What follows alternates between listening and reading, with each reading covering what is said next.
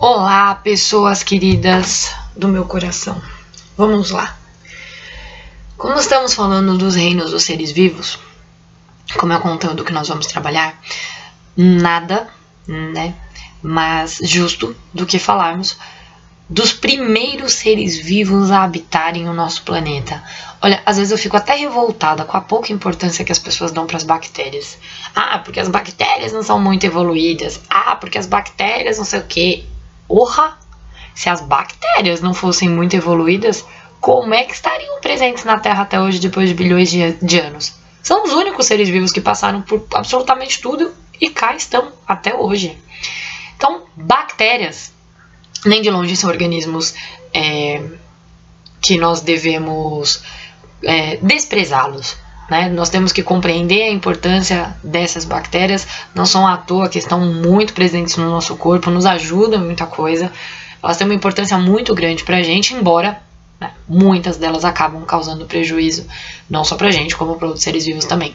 E os protozoários, que nós vamos entender um pouquinho as diferenças dos protozoários, né? Que foram seres que vieram um pouquinho depois das bactérias, então eles apresentam uma organização um pouco mais complexa que as bactérias, e é isso que nós vamos compreender nesses slides de hoje. Muito se fala, há muito tempo tem sido discutido, era discutido, como a presença desses micro-organismos, porque vamos imaginar assim, galera, uma época onde não existia microscopia, né, onde era tudo meio que na suposição, e como é que nós teríamos, se era tudo a olho nu, como é que as pessoas poderiam imaginar que existiam seres microscópicos e que esses seres microscópicos poderiam, por exemplo, estar relacionados a doenças?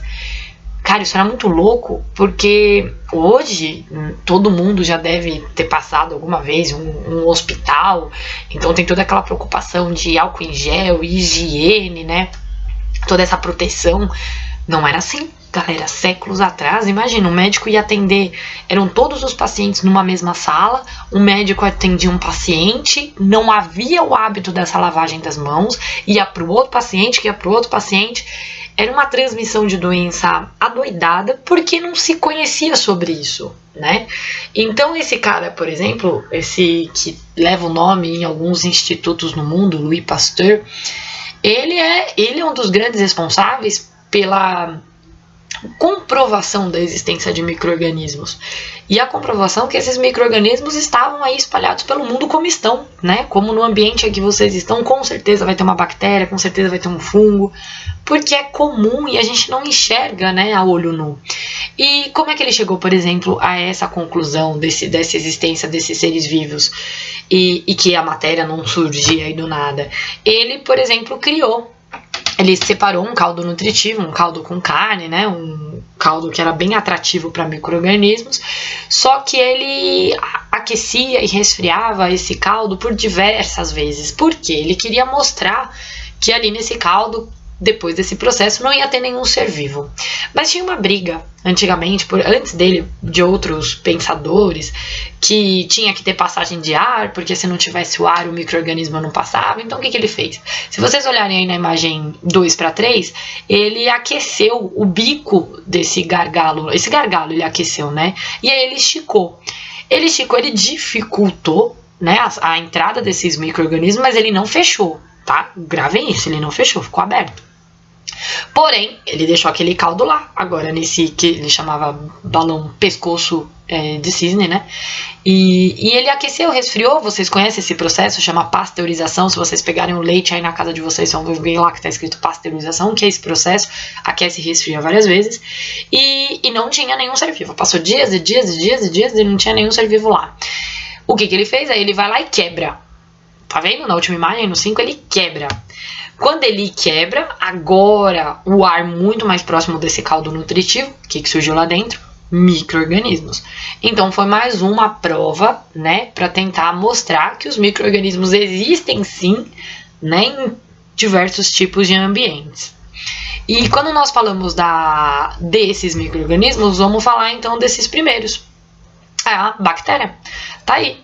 Estrutura bacteriana. O que são essas... Como é que a bactéria é formada? Lembrem-se, não falem que não são evoluídas. Podem falar que elas são mais simples. Bactéria é muito simples. São procariontes, nós já vimos, né? Tem esse núcleo celular desorganizado, não tem carioteca. São os seres mais presentes no planeta, sem sombra de dúvida. São unicelulares, formados por apenas uma única célula. Algumas vivem na ausência de oxigênio e outras vivem na presença de oxigênio. Essas que vivem na presença de oxigênio nós chamamos de aeróbias e as que vivem na ausência do oxigênio nós chamamos de anaeróbias. E as bactérias, gente, nem de longe, como eu já apresentei para vocês, são apenas as ruins do planeta. Pelo contrário, né?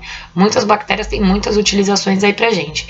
Esse exemplo aí são as cianobactérias também, às vezes em algum livro, algum lugar a gente pode ler como algas azuis. Essas bactérias, tá aí, ó, possuem clorofila. Se possuem clorofila, elas vão fazer o quê? Fotossíntese. E não há prejuízo da presença das cianobactérias, não.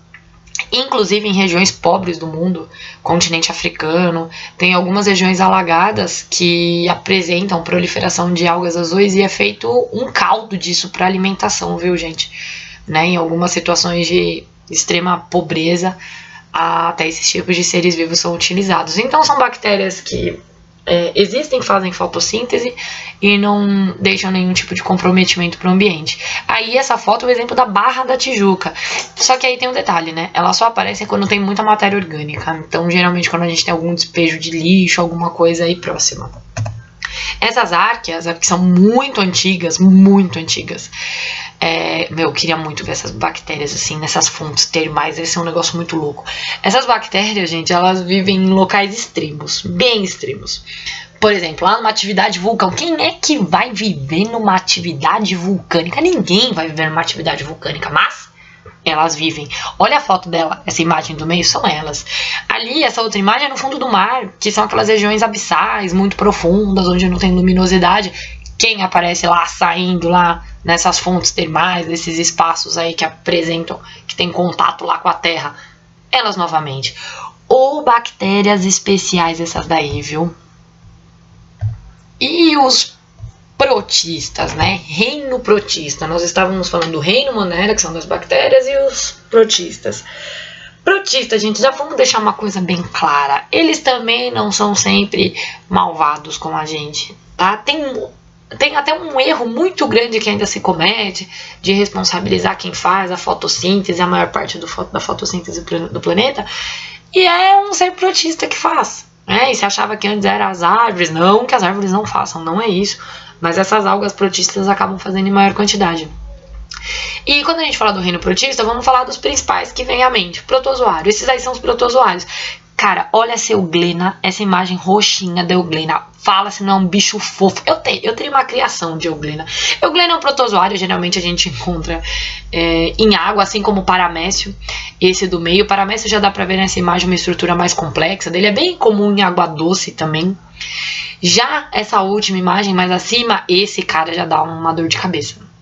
Não sei se já ouviram falar, doença de Chagas. Esse é o Trypanosoma cruzi. Ele costuma fazer assim um pequeno grau de destruição no nosso coraçãozinho para quem acaba desenvolvendo a doença de Chagas. Então, assim, tem protozoário que é malvadinho? Tem protozoário que é malvadinho. Esses protozoários malvados a gente vai chamar de parasita. Né? Ele vai viver à custa de um outro ser vivo.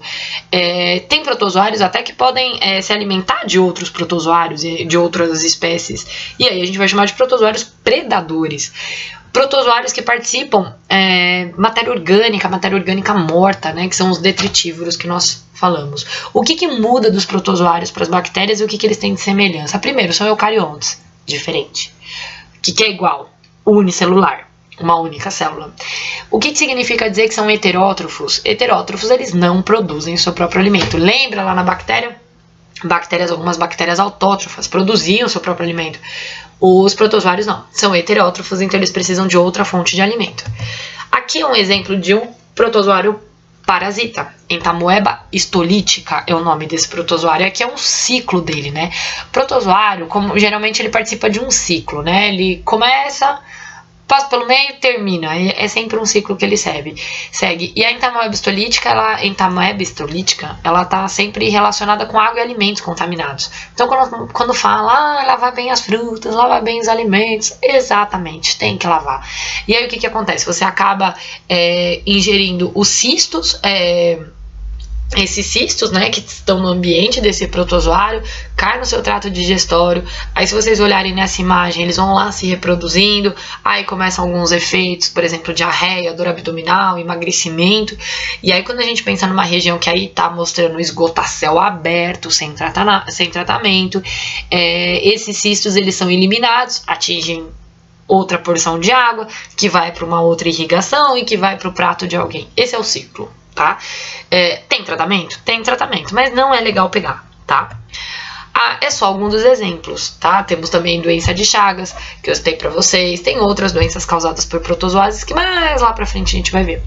E já essas daí são as algas protistas, gente. As algas protistas são essas muito legais, muito gente boas, que são responsáveis pela grande parte da manutenção do oxigênio no planeta e não como se pensavam que eram as árvores.